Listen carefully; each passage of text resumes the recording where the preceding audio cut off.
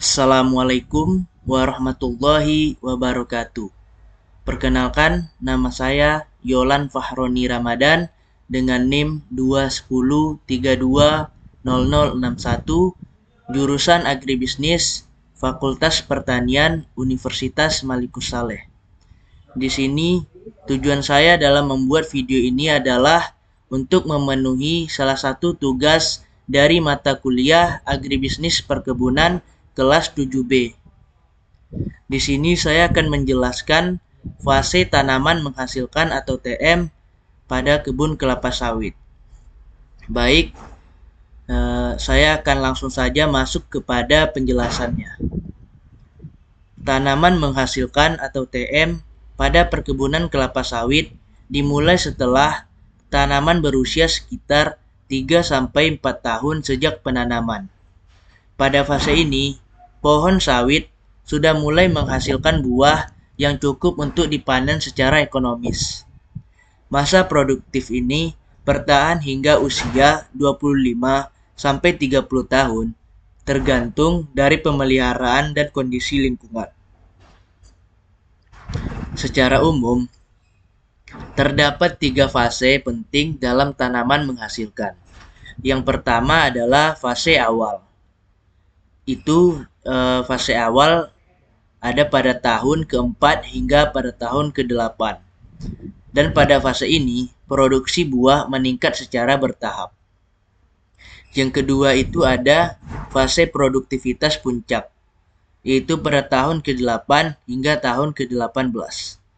Produksi buah berada pada titik yang tertinggi. Nah, yang ketiga ada fase menurun, yaitu dari tahun ke-19 hingga tahun ke-25 atau tahun ke-30.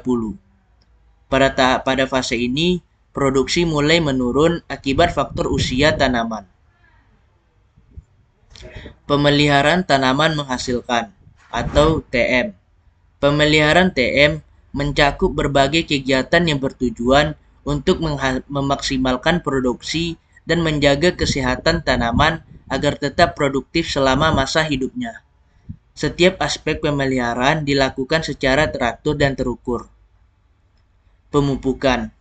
Pemupukan merupakan salah satu faktor kunci dalam menjaga kesehatan dan produktivitas tanaman. Kebutuhan pupuk berbeda-beda tergantung kondisi tanah, cuaca, dan usia tanaman. Jenis pupuk. Yang pertama itu ada nitrogen, yang berguna untuk pertumbuhan vegetatif, ya seperti daun dan batang. Yang kedua itu ada fosfor, yang berguna untuk meningkatkan sistem perakaran dan pembentukan buah. Selanjutnya ada kalium. Kalium berguna untuk membantu pembentukan minyak dalam buah serta ketahanan tanaman terhadap penyakit. Selanjutnya itu ada magnesium. Magnesium berperan dalam fotosintesis dan pembentukan klorofil.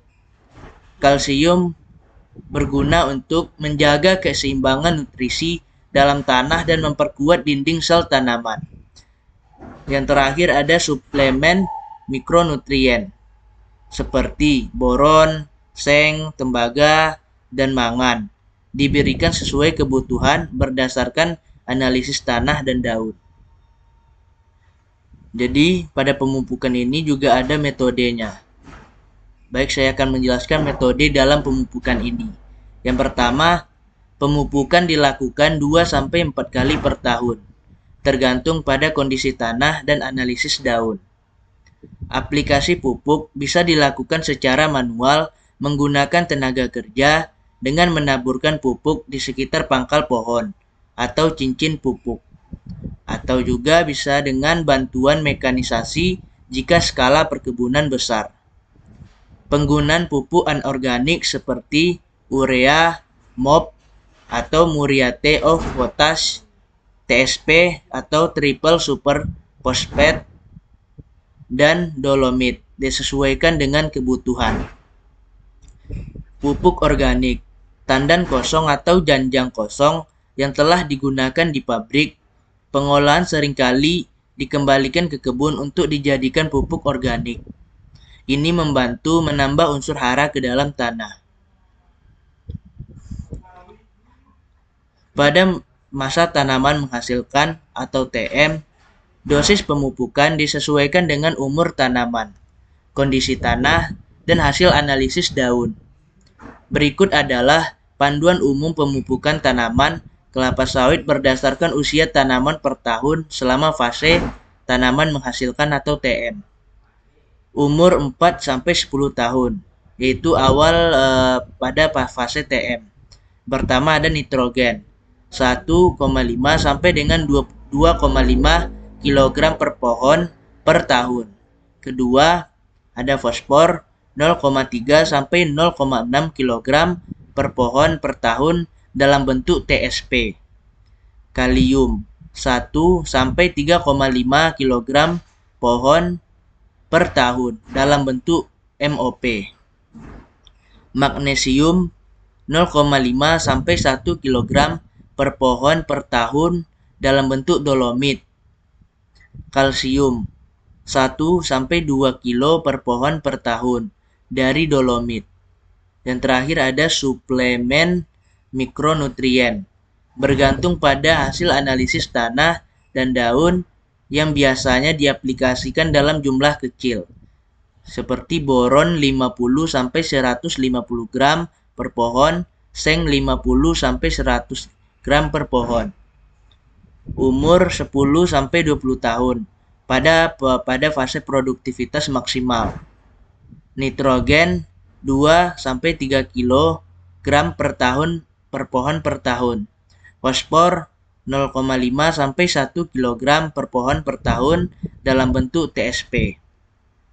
Kalium 2 sampai 4,5 kg per pohon per tahun dalam bentuk MOP.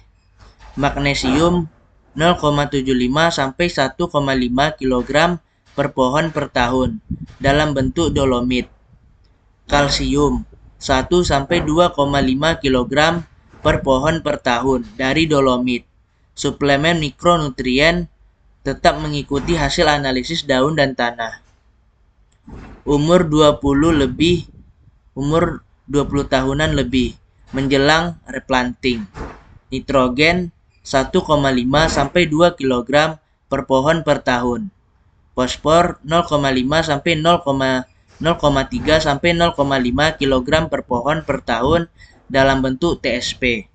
Kalium 1 sampai 3 kg per pohon per tahun dalam bentuk MOP. Magnesium 0,5 sampai 1 kg per pohon per tahun.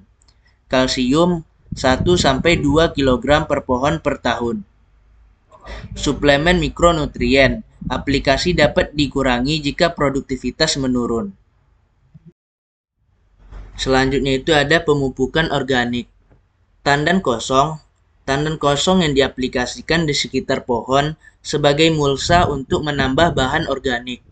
Umumnya diberikan sekitar 40-60 ton per hektar per tahun tergantung hasil produksi pabrik dan ketersediaan. TSP dan MOP adalah jenis pupuk organik yang digunakan untuk menyediakan unsur hara yang penting bagi tanaman. Berikut akan saya jelaskan. Yang pertama TSP. TSP adalah pupuk yang mengandung unsur fosfor dalam bentuk fosfat dengan konsentrasi sekitar 44-46%. Fosfor sangat penting untuk pengembangan sistem perakaran, pembentukan bunga, dan pembentukan buah. TSP biasanya digunakan pada tahap pertumbuhan awal tanaman dan selama masa produksi untuk memperkuat akar dan meningkatkan efisiensi penyerapan nutrisi lainnya. MOP. MOP adalah pupuk yang mengandung unsur kalium dalam bentuk kalium klorida dengan kandungan kalium sekitar 60%.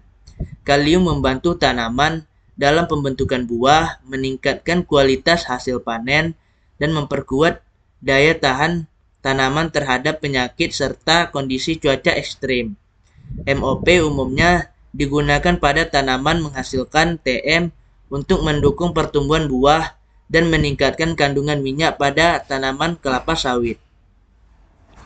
Selanjutnya ada pengendalian gulma.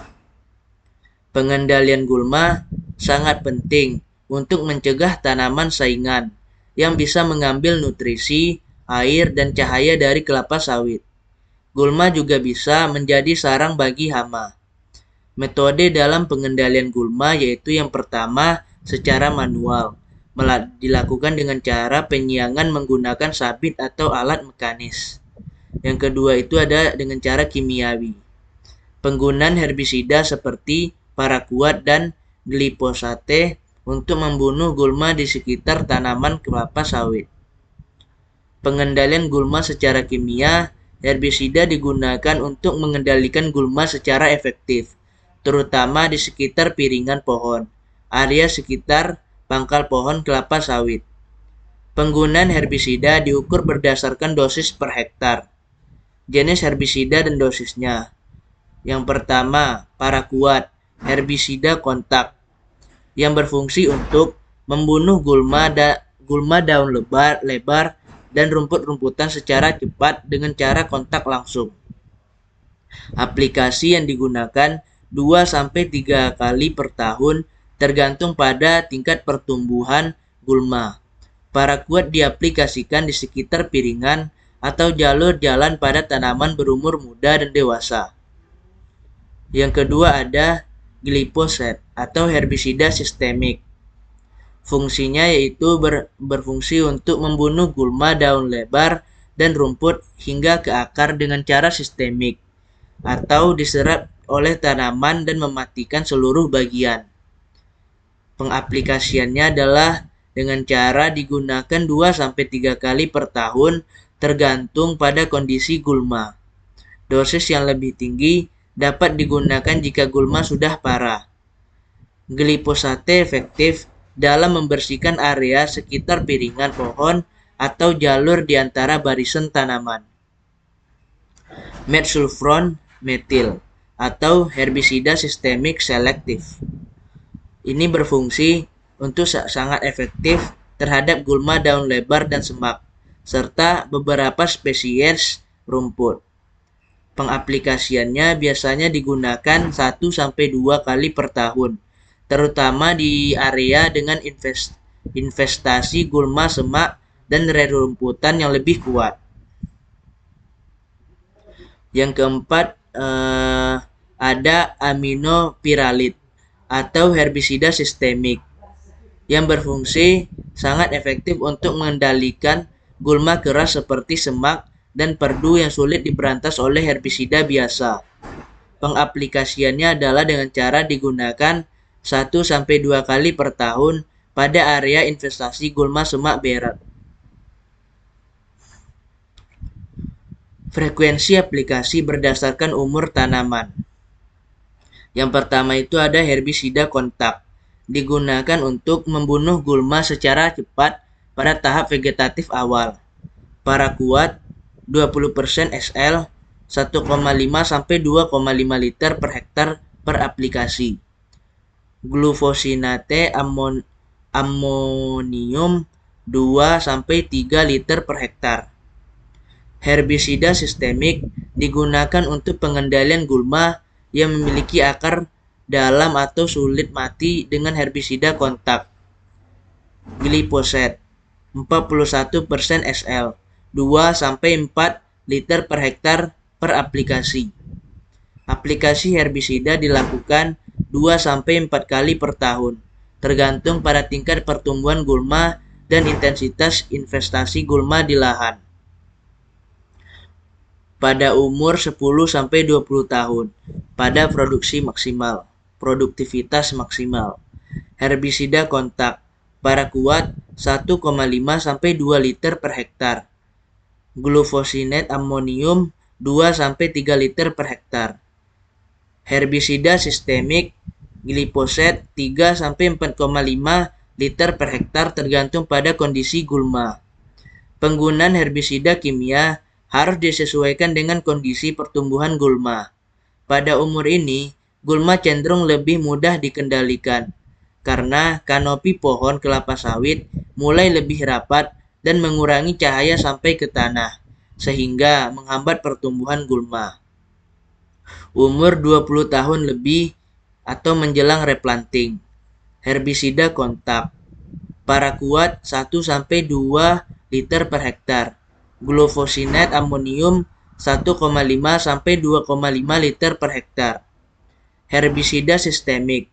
Glifoset 2-3,5 liter per hektar tergantung pada kondisi gulma dan jenisnya. Penutup tanah atau cover crops. Legum penutup tanah atau LCC seperti Mucuna brachiata sering digunakan untuk menekan pertumbuhan dari gulma itu sendiri, sekaligus memperbaiki kesuburan tanah melalui penambahan nitrogen. Pemangkasan daun. Pemangkasan daun dilakukan untuk memudahkan pemanenan dalam menjaga tanaman agar tetap produktif. Frekuensi pemangkasan biasanya dilakukan 2-3 kali per tahun tergantung jumlah daun yang mati atau rusak. Metode pemangkasan. Daun dipangkas menggunakan egrek atau alat pemotong daun khusus. Daun yang sudah mati atau kering diletakkan di sekitar pangkal pohon untuk mempertahankan kelembapan tanah. Manfaat pemangkasan, yaitu yang pertama untuk mempermudah panen. Daun yang terlalu banyak atau terlalu panjang dapat menghalangi akses ke tandan buah. Yang kedua adalah mengurangi hama. Daun yang mati dan kering dapat menjadi sarang hama. Menjaga produktivitas pohon, daun tua yang tidak lagi efektif dalam fotosintesis perlu dipangkas untuk memberi ruang bagi pertumbuhan daun muda yang lebih produktif. Metode pemangkasan. Yang pertama, daun yang dipangkas adalah 2-3 pelepah terendah setiap kali panen atau sesuai dengan kebutuhan. Daun yang dipangkas kemudian disusun rapi di barisan antara pohon untuk berfungsi sebagai mulsa alami dan mencegah erosi tanah. Pengendalian hama dan penyakit. Hama dan penyakit bisa sangat merugikan jika tidak dikelola dengan baik. Pengendalian dilakukan dengan pendekatan terpadu, integrated pest management. Hama utama, alat kantong atau Metisa plana. Ulat kantong adalah hama yang memakan daun kelapa sawit, mengurangi kemampuan fotosintesis, dan menurunkan produksi. Ulat ini biasanya ditemukan pada daun muda di puncak tanaman. Pengendalian. Yang pertama, pengendalian secara biologis. Penggunaan musuh alami seperti parasitoid, Matauria celebrosa, dan predator Cyanus dichotomus untuk mengurangi populasi ulat kantong. Pengendalian secara kimia. Aplikasi insektisida seperti deltametrin atau cipermetrin. Penyemprotan dilakukan saat investasi ulat kantong cukup tinggi. Yang ketiga adalah pengendalian secara terpadu. Pemantauan berkala atau monitoring terhadap populasi ulat kantong dan penggunaan insektisida hanya jika diperlukan. Selain itu, konservasi musuh alami di perkebunan juga penting untuk menjaga keseimbangan ekosistem. Kumbang tanduk atau Oryctes rhinoceros. Kumbang tanduk merusak pucuk tanaman kelapa sawit muda dengan menggeret bagian dalam batang, yang dapat menghambat pertumbuhan atau bahkan mematikan tanaman. Pengendaliannya yang pertama ada pengendalian secara biologis. Penggunaan agen biokontrol seperti jamur entomopatogen Metarhizium anisopliae yang efektif menyerang kumbang tanduk. Yang kedua ada dengan cara pengendalian secara kultural. Pengelolaan bahan organik atau sisa-sisa kayu bekas replanting yang menjadi tempat perkembangbiakan kumbang harus diperhatikan. Pengelolaan tumpukan batang kelapa sawit secara tepat mengurangi potensi perkembangbiakan kumbang. Yang terakhir adalah pengendalian secara kimia. Insektisida berbasis karbofuran atau cipermetrin dapat digunakan. terutama pada saat serangan kumbang terlihat secara sangat signifikan. Selanjutnya tikus. Tikus sering menyerang buah kelapa sawit, terutama pada tahap matang, yang mengakibatkan kerusakan langsung pada produksi. Pengendaliannya yang pertama secara biologis, penggunaan burung hantu atau Tito alba sebagai predator alami untuk mengendalikan populasi tikus. Burung hantu ini sangat efektif dalam mengurangi jumlah tikus di perkebunan secara berkelanjutan. Yang kedua, pengendalian secara mekanis. Penggunaan perangkap tikus seperti perangkap mekanis atau lem tikus di sekitar area tanaman. Yang ketiga, ada pengendalian secara kimia. Rodentisida seperti warfarin atau brodivakum dapat digunakan dalam keadaan darurat, namun harus dipantau secara ketat untuk menghindari dampak negatif pada hewan liar lainnya. Penyakit utama. Yang pertama ada Ganoderma boninense atau busuk pada pangkal batang. Ganoderma adalah penyakit jamur yang menyebabkan busuk pada pangkal batang kelapa sawit, yang dapat menyebabkan kematian tanaman. Penyakit ini menyebar melalui tanah dan material tanaman yang terinfeksi. Pengendaliannya yang pertama ada secara kultural. Sanitasi kebun dengan membersihkan sisa-sisa batang atau tanaman yang mati terinfeksi Ganoderma. Hal ini bertujuan untuk mencegah penyebaran jamur melalui kontak fisik dengan tanaman yang sehat. Yang kedua adalah pengendalian secara kimia.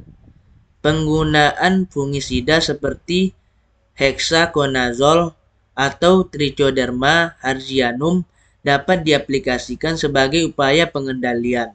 Namun, hasilnya terbatas jika infeksi sudah parah. Trichoderma adalah agen hayati yang bekerja sebagai antagonis terhadap jamur Ganoderma, membantu dalam mencegah penyebarannya. Yang ketiga ada pengendalian secara biologis. Aplikasi jamur antagonis Trichoderma pada akar tanaman untuk mencegah perkembangan Ganoderma. Penanaman bibit yang tahan terhadap Ganoderma juga dianjurkan pada area yang sudah terinfeksi berat. Selanjutnya itu ada pengendalian secara terpadu. Pengawasan ketat melalui inspeksi rutin terhadap tanaman, terutama pada tanaman yang berumur 10 tahun ke atas. Pemotongan dan pembakaran tanaman yang terinfeksi berat bisa menjadi tindakan terakhir untuk menghentikan penyebaran penyakit. Pengendalian terpadu hama dan penyakit atau PHT. Pengendalian terpadu melibatkan kombinasi metode pengendalian biologis, kultural, dan kimia untuk menekan populasi hama dan perkembangan penyakit dengan tetap menjaga keseimbangan ekosistem.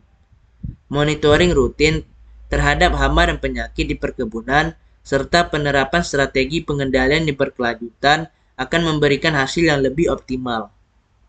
Pengelolaan air dan drainase. Pengelolaan air dan drainase pada kelapa sawit, terutama pada masa tanaman menghasilkan atau TM, sangat penting untuk menjaga keseimbangan air yang optimal, karena baik kekurangan maupun kelebihan air dapat mempengaruhi pertumbuhan dan produktivitas dari tanaman. Berikut akan saya jelaskan secara lebih rincinya terkait frekuensi, metode, dan jumlah air yang dibutuhkan, serta pengelolaan drainase. Yang pertama itu ada pengelolaan air. Kelapa sawit memerlukan curah hujan optimal antara 1.800 hingga 2.500 mm per tahun yang terdistribusi secara merata pada kondisi di mana curah hujan tidak mencukupi. Seperti di musim kemarau, irigasi harus dilakukan untuk menjaga produktivitas tanaman. Irigasi pada musim kemarau. Kebutuhan air per tanaman. Tanaman kelapa sawit memerlukan sekitar 130 sampai 150 liter air per hari per pohon pada musim kemarau. Dengan asumsi musim kemarau berlangsung selama 3 sampai 4 bulan atau 120 hari. Total air yang dibutuhkan per pohon adalah sekitar 15.600 sampai 18.000 liter per tahun.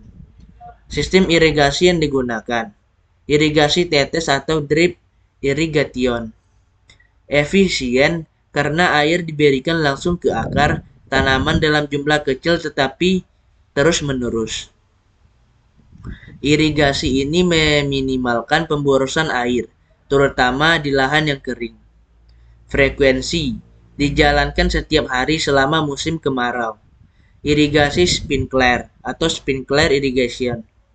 Air disemprotkan dalam bentuk tetesan kecil ke area sekitar tanaman, meniru hujan. Frekuensi bergantung pada kekeringan. Irigasi sprinkler dilakukan 1-2 kali per minggu, dengan total air yang diberikan per aplikasi adalah 3.000 sampai dengan 4.000 liter per hektar.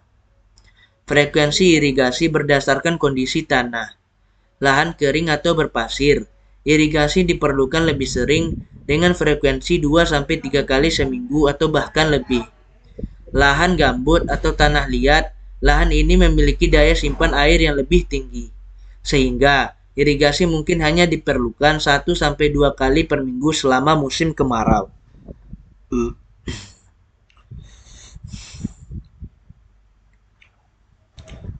Selanjutnya itu ada pengelolaan drainase.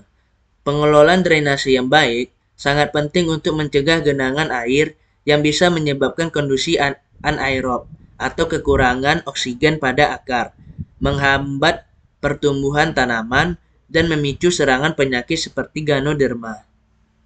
Sistem drainase di lahan gambut atau datar. Dengan kedalaman atau lebar saluran di lahan gambut, saluran drainase harus dibuat dengan kedalaman 80-100 cm dan dengan lebar 50-60 cm. Kedalaman ini cukup untuk memastikan air yang berlebih dapat dialirkan dari permukaan tanah. Di lahan datar non-gambut, kedalaman saluran drainase bisa lebih dangkal, sekitar 50-80 cm, tergantung kondisi tanah dan curah hujan. Jarak antara saluran drainase. Umumnya, jarak antara saluran drainase adalah 30-50 meter, tergantung pada topografi dan tekstur tanah. Frekuensi pembersihan dan pemeliharaan drainase. Pembersihan saluran drainase dilakukan setidaknya 2 kali per tahun, terutama sebelum dan setelah musim hujan, untuk memastikan saluran tidak tersumbat oleh lumpur, gulma, atau sampah organik lainnya. Pemeliharaan rutin. Saluran harus dipantau setiap bulan untuk memastikan tidak ada genangan yang dapat menyebabkan pembusukan akar. Pengelolaan air di lahan berbukit. Pembuatan terasering. Pada lahan miring, terasering dibangun untuk memperlambat aliran air dan mencegah erosi. Saluran kontur. Saluran drainase dibuat sejajar dengan kontur lahan untuk mengurangi kecepatan aliran air, mencegah erosi, dan mengarahkan air berlebih ke saluran utama.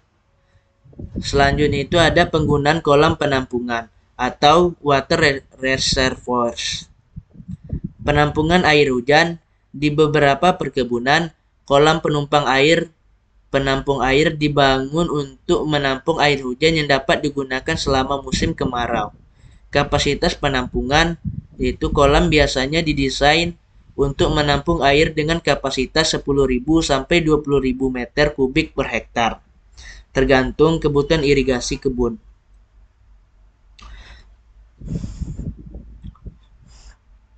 Selanjutnya ada proses pemanenan.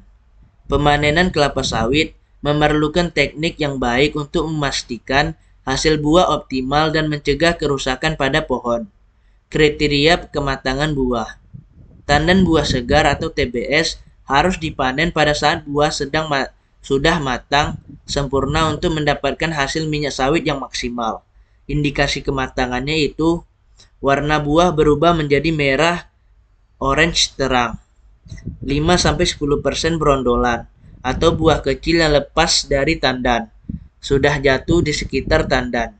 Kualitas buah, jika dipanen terlalu awal, kandungan minyaknya belum maksimal. Jika terlambat dipanen, kandungan asam lemak bebas atau FFA meningkat. sehingga menurunkan kualitas minyak. Asam lemak atau asam lemak bebas atau FFA atau free fatty acid adalah komponen yang terbentuk akibat pemecahan lemak atau minyak menjadi gliserol dan asam lemak. Dalam konteks minyak kelapa sawit, FFA mengacu pada jumlah asam lemak yang terpisah dari trigliserida dalam minyak sawit mentah atau CPO. Saya akan menjelaskan secara singkat sumber FFA. FFA dihasilkan dari proses hidrolisis atau oksidasi trigliserida dalam minyak kelapa sawit yang bisa terjadi selama pemanenan, pengelolaan, atau penyimpanan. Semakin lama waktu antara pemanenan dan pemrosesan, semakin tinggi pula kadar FFA, terutama jika buah sawit dibiarkan membusuk atau terluka. Dampak FFA. Kadar FFA yang tinggi dalam minyak sawit dapat menurunkan kualitas minyak, karena FFA yang tinggi menyebabkan minyak berbau tengik, rasanya tidak enak, dan memiliki stabilitas yang lebih rendah. Standar FFA. Untuk minyak kelapa sawit mentah, kadar FFA yang diizinkan biasanya di bawah 5%. Minyak dengan FFA tinggi harus diproses lebih lanjut melalui pemurnian untuk menurunkan kadarnya. Nah, faktor-faktor yang meningkatkan FFA ini adalah yang pertama, buah sawit yang terlambat dipanen atau busuk, penanganan yang buruk selama pengangkutan, suhu dan kelembapan tinggi selama penyimpanan. Seperti itu. Selanjutnya itu ada cara mengidentifikasi buah yang sudah matang. Yang pertama yaitu pemeriksaan visual oleh pemanen di lapangan. Pemanen terlatih akan mengamati tandan dan memutuskan waktu yang tepat untuk memotong tandan tersebut. Alat dan teknik pemanenan. Alat utama yang digunakan adalah egrek, alat serupa sabit yang dipasang di ujung galah panjang, dan dodos, alat sabit pendek untuk pohon yang rendah. Langkah pemanenannya yaitu yang pertama, pemanen mengamati kematangan tandan dari bawah pohon. Jika tandan siap di tahap panen, egrek digunakan untuk memotong tangkai tandan. Tandan yang jatuh dikumpulkan dan dimasukkan ke dalam keranjang atau gerobak. Brondolan yang jatuh di sekitar pohon juga dikumpulkan karena masih memiliki kandungan minyak yang tinggi. Frekuensi pemanenan biasanya dilakukan setiap 7-10 hari sekali, tergantung dari tingkat produksi pohon dan kematangan tandan. Semakin teratur frekuensi pemanenan, semakin baik kualitas buah yang diperoleh. Penanganan dan pasca panen. Setelah dipanen, tanam buah segar atau TBS harus segera dikirim ke pabrik untuk diolah menjadi minyak sawit mentah atau CPO. Transportasi. TBS harus diproses dalam waktu kurang dari 24 jam setelah panen untuk mencegah peningkatan kadar asam lemak bebas atau FFA. Pengelolaan di pabrik TBS, direbus, dipipil, dan diekstraksi minyaknya. Proses ini melibatkan perebusan, pengepresan, dan pemurnian minyak. Yang terakhir ada siklus produktivitas dan replanting. Setelah mencapai usia 20-30 tahun, produktivitas tanaman kelapa sawit akan menurun. Peremajaan atau replanting dilakukan dengan cara yang pertama ada dengan cara pembongkaran pohon lama, menggunakan alat berat untuk mencabut pohon tua dan menghancurkan kayu bekas. Penanaman bibit baru, bibit unggul yang tahan penyakit dan berproduksi tinggi ditanam untuk menggantikan pohon lama.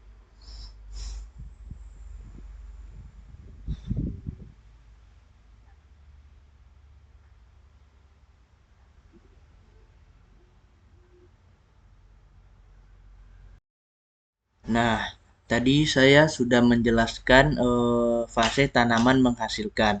Dan pada video sebelumnya saya juga sudah menjelaskan fase tanaman belum menghasilkan atau TBM.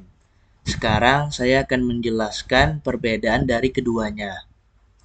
Jadi, perbedaan antara tanaman menghasilkan atau TM dan tanaman belum menghasilkan atau TBM pada kelapa sawit didasarkan pada umur tanaman, produktivitas, serta status pertumbuhan dan perkembangan buah. Lebih lengkapnya akan saya jelaskan. Yang pertama, umur tanaman. Tanaman belum menghasilkan TBM atau TBM. Ini adalah fase awal pertumbuhan kelapa sawit sejak penanaman bibit di lapangan hingga penanaman mulai berbuah. Biasanya, tanaman belum menghasilkan berada pada umur 0-3 tahun. Pada fase ini, tanaman masih dalam masa vegetatif dengan fokus pada pertumbuhan daun, batang, dan akar. Untuk tanaman menghasilkan atau TM, tanaman menghasilkan mulai berbuah secara komersial dan dapat dipanen.